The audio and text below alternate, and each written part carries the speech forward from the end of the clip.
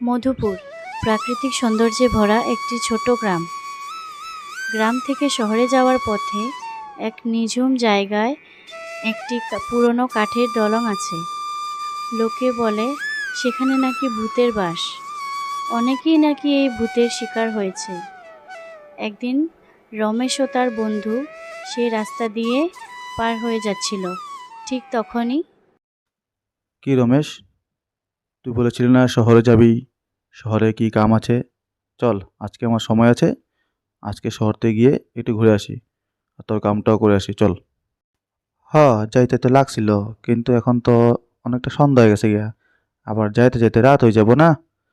তো গেলে আবার যদি ওই দলঙের সামনে ভূতে ধরে, ওইখানে নাকি ভূতের বাস সবে কয়। ঠিক আছে, চল তাহলে, দেখা যাক কি হয়।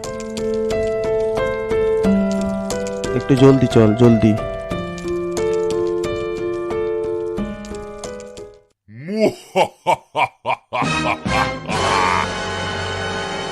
কিছু শুনলি?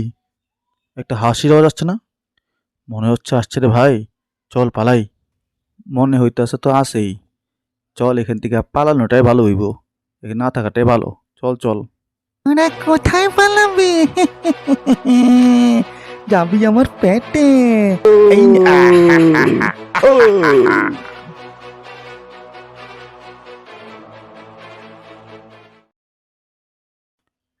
স্যার শুনছেন?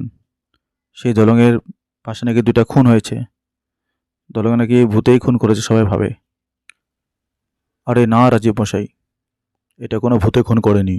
খুন তো কোনো ক্রিমিনালই করেছে। তবে গিয়ে দেখতে হবে, চলো দেখি কি হয়েছে। এই তো স্যার, এই যে দুটো লাশ, চলেন।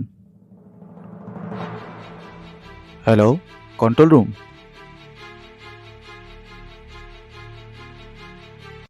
রাজীব বাবু, আমি একটু শহরে যাচ্ছি, একটু বিশেষ দরকার আছে। আপনি একটু থানাটা দেখবেন, ঠিক আছে? স্যার, বলি কি এখন না গেলে হয় না নাকি? জানেনই তো সেই দলঙে ভূত আছে, তার মধ্যে সন্ধ্যা হয়ে আসছে। দেখা যাক না, আজকে যখন যাওয়াই হবে তাহলে ভূতটাকে দেখে আসি। যদি ভূত থাকেও তাহলে আজকে আমার হাত থেকে বাঁচবে না। আপনি দেখেন, আমি আসি।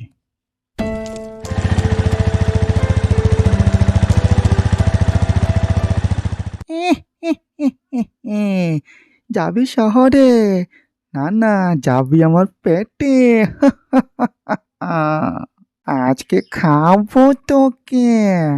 হুম, দেখাই যাক না কে কার পেটে যায়। আগে তুই আমার হাত থেকে তো বাঁচ। নে, খাবো যদি মারবে। পালাচ্ছিস কোথায়? দাঁড়া, দাঁড়া বলছি, দাঁড়া, দাঁড়া অসভ্য। আমাকে ছেড়ে দেন, ছেড়ে দেন, আমাকে ছেড়ে দেন বলছি। মারবেন না। দেখ কেন মজা লাগে এখন, দেখ। নে, নে মজা নে। নে, খেল খালাস। অনেক মানুষকে লুটিয়েছিস, মানুষকে ভয় দেখিয়ে তার পয়সা কড়ি সব চুরি করেছিস। এবার সারা জীবন থাকবি জেলে। Hello, hello control room. হ্যাঁ, একটু দলং সামনে আসেন। এই ভুট্টা ধরা হয়েছে, নিয়ে যান ওকে। আমাকে ছেড়ে দিন স্যার, আমি আর করবো না, ছেড়ে দিন স্যার।